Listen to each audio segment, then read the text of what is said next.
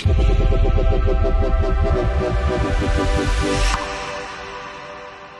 everybody, my name is Yannick. Welcome to episode 3 of Light on the Hill, where we aim to connect, equip, and go into all the world.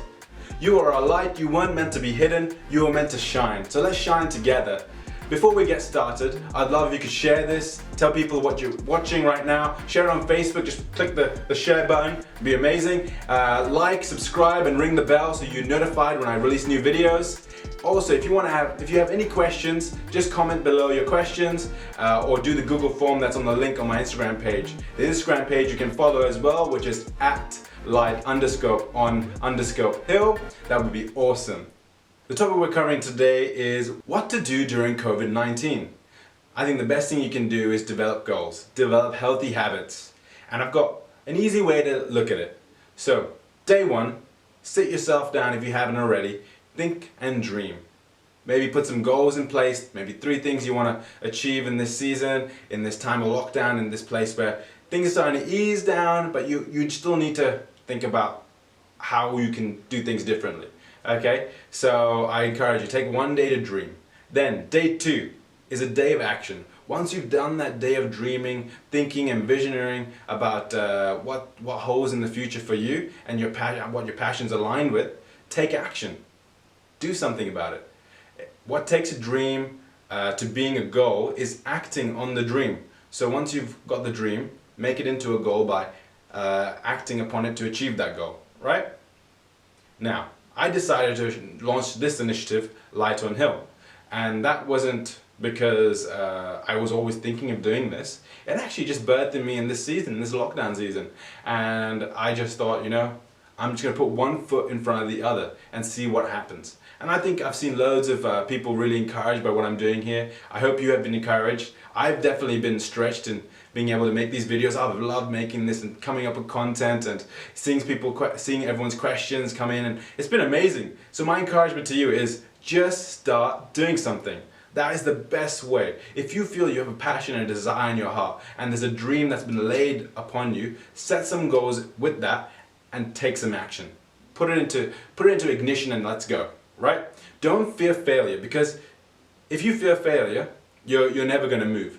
It takes a step of faith to actually move forward, because if you don't move forward, you stay in the same place and you don't go anywhere.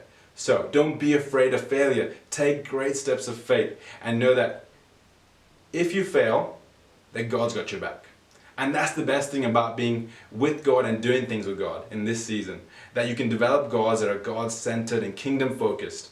And so I encourage you, when you're developing goals as well, make sure that you're thinking about your passions and aligning them and being in devotion with God. That is the best way to develop healthy habits and know the dreams and vision God has for you and actually take action about it. Awesome. Takeaway thought now, which is spreading the net. Have you ever felt when you're spreading bed sheets, you need another person, because sometimes when you do it, it's like kind of flops over? It's the same when you're spreading a net as a fisherman. If you do it on your own, you're not necessarily going to get the most reach. So usually what fishermen do is they usually have each other and they throw it across together so they can get further away and catch more fish. That's really similar to when we're doing this with people. We're called to be people that go out into the world and actually reach people. So the more we do it, the more people we do it with, the more reach we have and more accurate spread. Okay, so I encourage you, don't be half-hearted when you're throwing your net, when you're reaching out or you're inviting someone to church or you're inviting someone to become a Christian or even walking someone through salvation or talking about Jesus or your faith to someone. Don't do it half-hearted. Be full in it, because if you do it half-hearted, it'll flop. It'll flop halfway, like a net not being thrown properly. So you're going to get better reach, massive reach, when you're fully behind it. The momentum of God will be behind you when you're fully in that throw to reach people. Amazing. So Luke 5:4-6 says, "And when he had finished speaking, he said to Simon, 'Put out into the deep and let down your nets for a catch.' And Simon answered, 'Master, we toiled all night and took nothing, but at your word, I will let down the nets.' And when they had done this, they enclosed a large number of fish, and their nets were breaking." Wow. Right, now for the dad joke part of this section. Another one. What do you call a shoe made out of bananas? You call it slippers. Okay. Right, tag and send us your best dad jokes on my Insta page. You might feature in this segment if it meets and pleases Dad Joke Foundation. So yeah, go for it. I would love to hear your jokes and your puns, and yeah, come on, let's do it. Right, for question time now. I would love to hear your questions. Please DM me on Instagram or comment below the video. Would love to hear the questions you're mulling over and wondering how to answer. I will do my best to answer to the best of my ability, right? For now, these are the questions. So the first question is, why did God create the world? Well, let's go to Genesis 1. In the beginning, God created the heavens and the earth. Let's jump to verse 31. Then God looked over all that he had made. It was excellent in every way. Wow, it was excellent. So the answer really is, God created the world and everything in it because he enjoys making things. He wanted to be with us. He wanted to make us part of his family. He wanted you and me to be in his family. How amazing is that? He created the world for us to live and enjoy. He wants us to be like a mirror of him, showing his glory to the world through us. That's awesome. God's plan involves you. He created you for a unique and wonderful purpose that only you can do.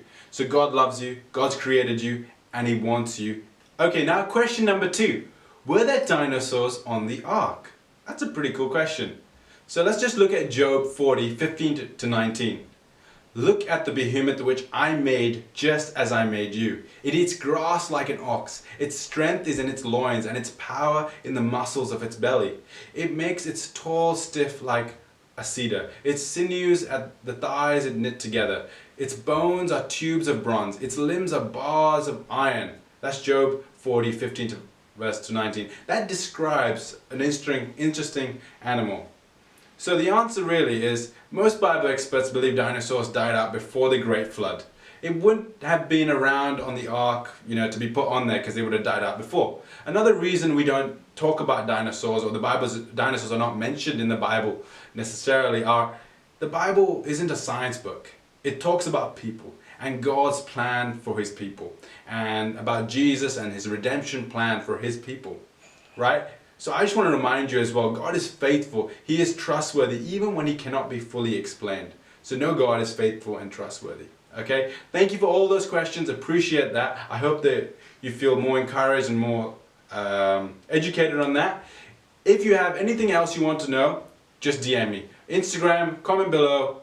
I'm happy to look over and try my best to answer it. So, I got a challenge for you now. Memorize a verse. I'm trying to memorize the whole of Psalms 23. It's not a massive chapter, but it'll be a couple of verses for me to memorize. But I encourage you, just learn one.